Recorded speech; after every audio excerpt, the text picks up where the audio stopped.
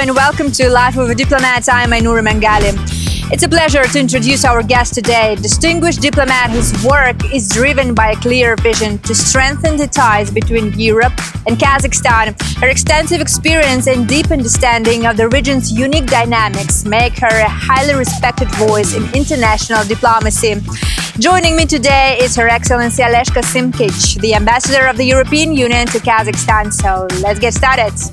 Kazakhstan and the European Union and Central Asia as the European Union stay friends and cooperate together throughout this period. My first absolute impression is really, and again it will sound like a cliche, but I really feel it is the people. Kazakhstan actually is one of very few countries for which we have managed to achieve that we will start negotiating visa facilitation agreement. What would you see your own legacy here as being an EU ambassador in Kazakhstan? Oh, I want the EU countries to work as one, so that's my thing, to coordinate well with the EU countries.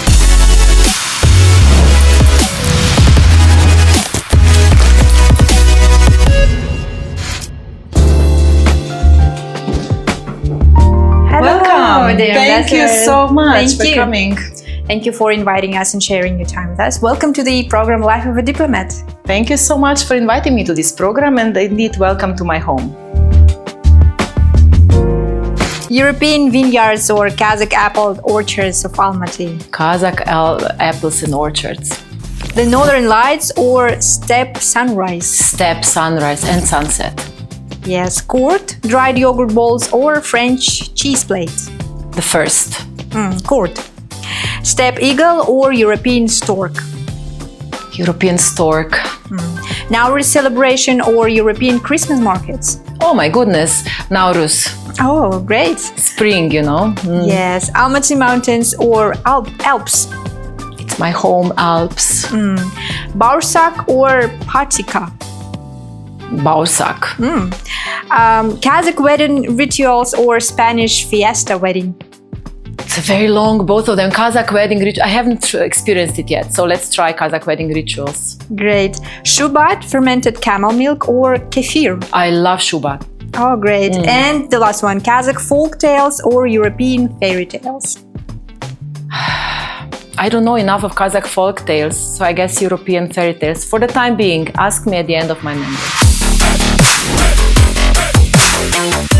What does it mean to you personally to represent the European Union in Kazakhstan at this particular time, at this particular moment? Well, first of all, being an ambassador is an honor in the life of any diplomat to be appointed. It's not self-explanatory, it's not something that you just come up to without investing a lot of your time and work and your intentions of getting to that goal. So it's a great honor to be an ambassador. In my national diplomacy, I have not reached that level yet, but in the EU diplomacy, I have so far made it, and I'm really happy to represent the European Union in particular here. We are in the very important time in the relationship between the European Union and Kazakhstan. Yeah. I think that we have talked about it earlier, and I've talked it in several different interviews, that we, in the last, somebody has said we have had relations, of course, since Kazakhstan has become independent, but in the last 20 months, we have had more activity and visitors than in last 20 years. So exactly. For me, being here for the last 9 months, I have gotten the witness of all of this much activity that was there. And I'm very pleased and happy to be here in this time. If to talk about your professional experience, how, we know that you've served and worked in different EU institutions. How did it influence your approach to diplomacy again here in Kazakhstan? Not only did I serve in different EU institutions, I have actually, I started my career as a Slovenian diplomat, as a diplomat from my own home country, which of course is a different thing. If you're looking at the national diplomacy, it is a little bit of a different angle. It has more economic angle. I worked in the security field because I worked in the Security Council when my country was in the Security Council of the United Nations. I worked in the OSCE, which is also an organization that Kazakhstan feels strongly about. Then I worked in an OSCE institution. I worked then went back to my Slovenian diplomacy, worked in the office of the Prime Minister of my country. I moved around a lot, and I think this has given me this diversity. I would say there are two sorts of diplomats. There are those who really focus on one topic and become really experts in that one topic. Yeah. And there are those perhaps of us that are more of a generalist, somebody who can come in and then really for those couple of years that he or she is in that place, really focuses on that area, and then maybe in the next time they will go somewhere else. So I guess I'm in this second group that partially I am, let's say, I know the region, I know the region very in a wider sense, but I look at it maybe from the different angle every time that I look at it.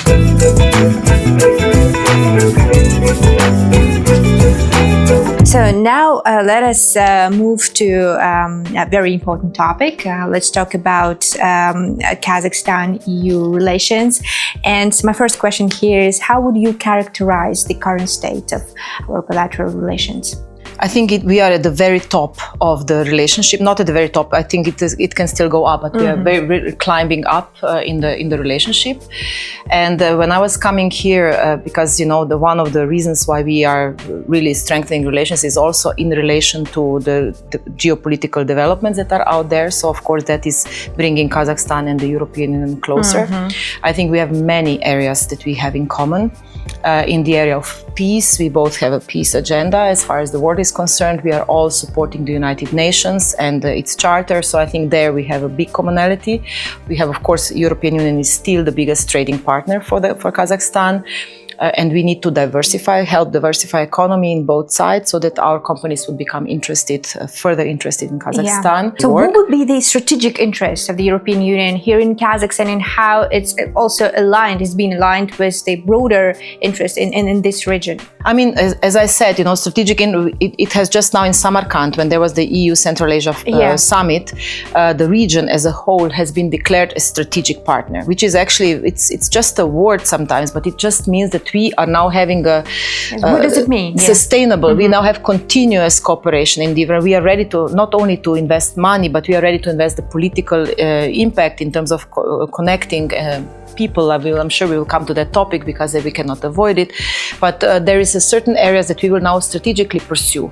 So when you talk about partnership, it's partnership. That's all fine. We'll work together. But when it's strategic partnership, that means that for us, it's in our national interest and it's our national security interest that we have Kazakhstan as our partner, Central Asia as a whole, as a region, our partner. Well, I wanted to ask about this EU strategy for Central Asia. It's being implemented. It was initiated by the European Union. How is it being implemented here in Kazakhstan, and what's a concrete ongoing programs? You will have also heard that there is an announcement of some financial assistance that we are not assistance, but financial cooperation that we are going to have. President of the European Commission talked about the 12 billion euros that we will continue to invest in the region.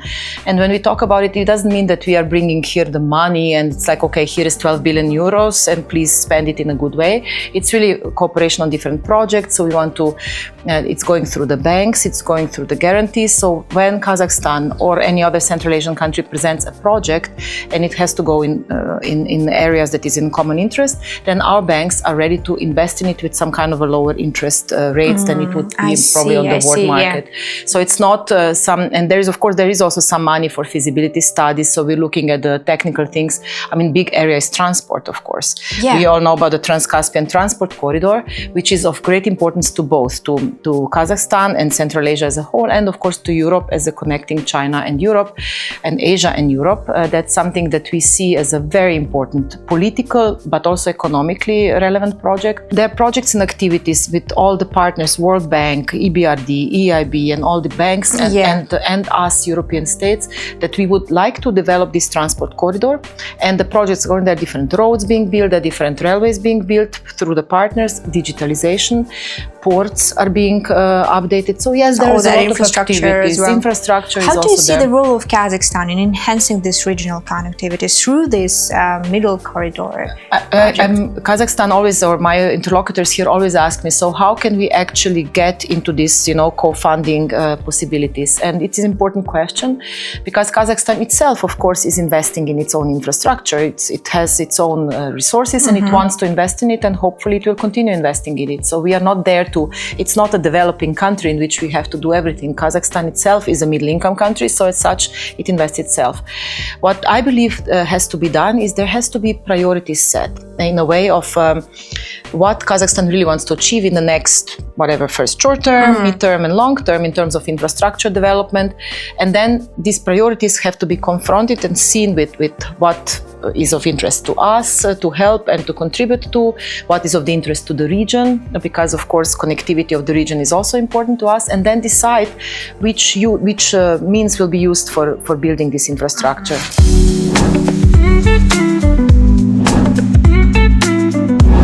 I'm very interested in what was first impression of the country when you arrived, and maybe what the aspects of the country which stood out to you particularly.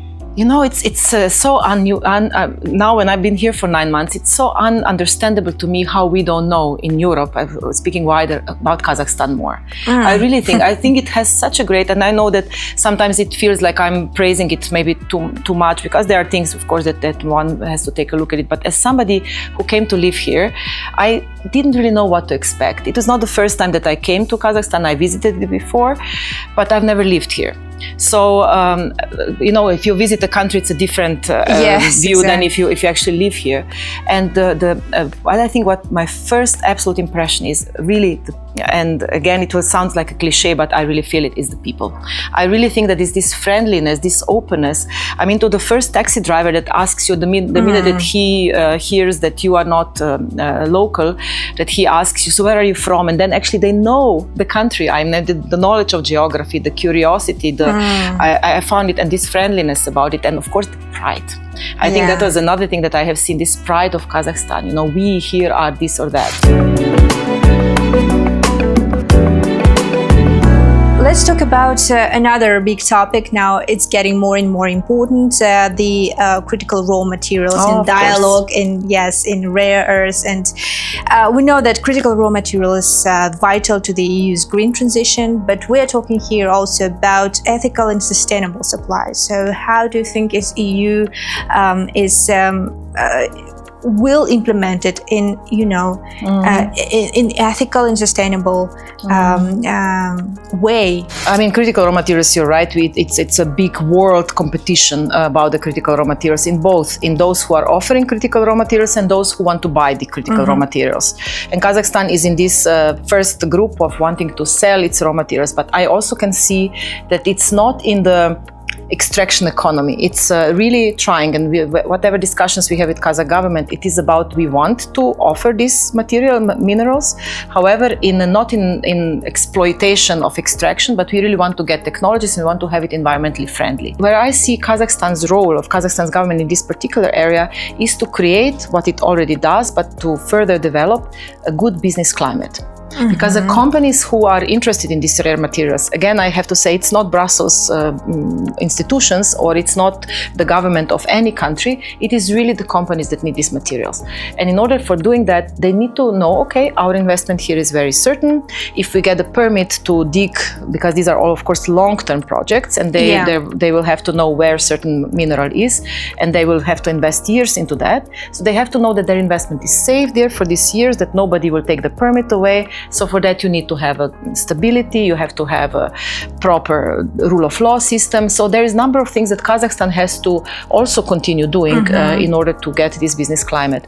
And from our side, what we as the European Union have to do, we also have to, again, coming back to the beginning of our discussion, to get Kazakhstan known how many minerals there are.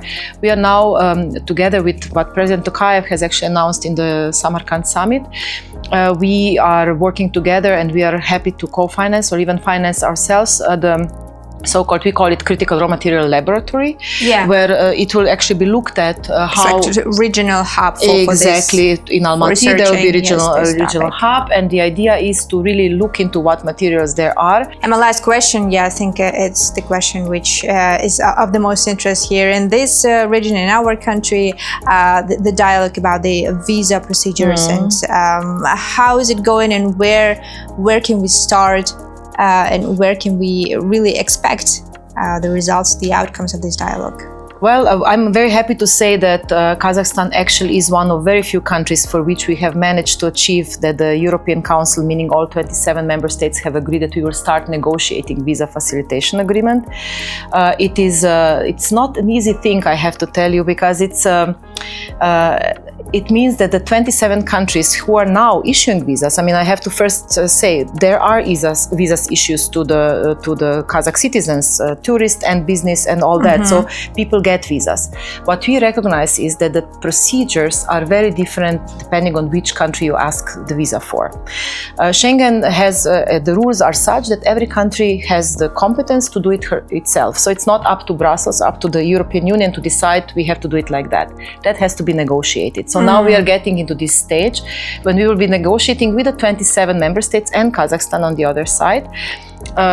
What would be actually the documentations that would be needed. No matter which embassy you will go to, you will have the same set of documents. It gives a longer term, it requires fewer documents, and it's cheaper. So that's the point of visa facilitation agreement. So it's not a fast process, and I always say this very, very clearly.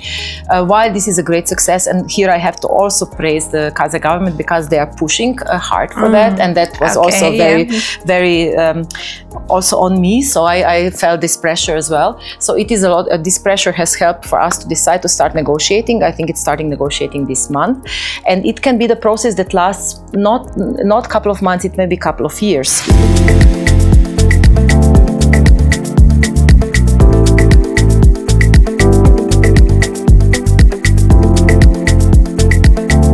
So tell us more about what do you prefer doing, what you enjoy doing on your spare time? Well, as you can see, I like the river here in Astana, and the water or river anywhere. And if I catch it, I do the running. Running is something where I relax, where I listen to my podcasts or my books or something where I forget about work. It gives a movement as well, but it also allows me to think. Sometimes I have wild ideas when I run. So as my granddad said, running is like a queen of sports, right? Well, I also hear some people who are saying, you can only run if there is something to run after. So there are people who play football, they would be running, or play tennis, and they would not run. They don't see the point of it. As I said, I clean my mind with that. So that's why I like it. How do you find this work and life balance? Is it challenging, something that you struggle with, or it's like something that goes natural? Often it is how much you give yourself or do the work. I can say that I have enough time to do my reading, to do my, I love documentaries of history, so I can do these things. Weekends are actually more or less free, so it's a good thing. I think that in terms of work-life balance, while I have long working hours, we do at the same time, I don't mind that I have some work as well during the week. I prefer working over the week, longer hours, as long as I can have my 2 days of freedom if I can.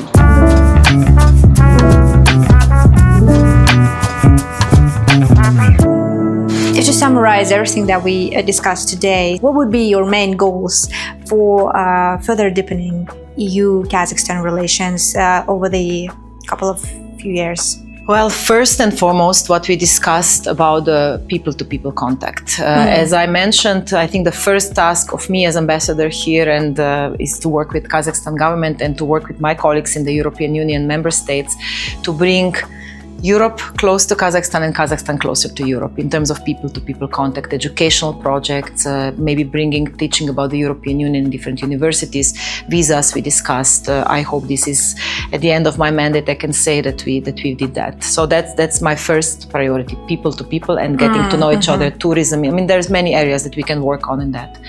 My second big topic that I would say is that we really really go ahead with this Trans-Caspian Transport Corridor and the connectivity elements when it goes to logistics, when it goes to climate connectivity, when it goes to digital connectivity. And I think this is my kind of second thing that I have. And my third goal is that no matter what happens in geopolitics, no matter what developments will happen, hopefully only positive ones, that we, Kazakhstan and the European Union and Central Asia as the European Union, stay friends and cooperate together throughout these periods, because we will have learned about each other and we should really work together. It's really very inspiring to hear, actually. And you mentioned youth and young people a lot, and so As you may know, Kazakhstan is a country with a very large young people, youth population. So I'm very interested in how EU sees its engagement with, this youth empowerment here in this country. Indeed, I mean, I recently heard that in Kazakhstan, in 2030, 30% of population will be under the age of 30, which for some European, where we have the aging population, is an absolute dream in a way. So because this kind of a natality is a good thing. It will of course bring with itself challenges of employment, it will bring itself challenges of taking care of education, but it will take care of the pensions. So that's the thing that we have a thing for. So we have to develop the youth. And here I'd like to say maybe two things. One is this young population needs perspective, and perspective can be given through the education. I understand there are some challenges with actually educating, even in the very elementary level, such a big number of students. There are not enough teachers. So I think that's one thing that Kazakhstan will have to look into to get this very elementary education. And then what our European companies, but not only European, Kazakh companies, every other company will need is educated workers. And here I'm not only talking about the employment with PhD degrees and high-level education, which I know Kazakhstan is investing a lot in scholarships, but also so-called vocational trainings, meaning the middle education where people become engineers, because the capacity that Kazakhstan has is very much in these critical raw materials we discussed, in trade and all these other things, where we really need workers that have technical education, that have certain technical capacities and skills, and that's, I think, where we will have to jointly work together. Very briefly, and in just a couple of sentences, what would you see your own legacy here as being an EU ambassador in Kazakhstan? Oh, I want the EU countries to work as one. So that's my thing, to coordinate well with the EU countries, some bureaucracy in Brussels, but it's also very concretely the member states. So that's one. And my second goal is this visa story. I really want to have the visa facilitation agreement signed, hopefully in my time.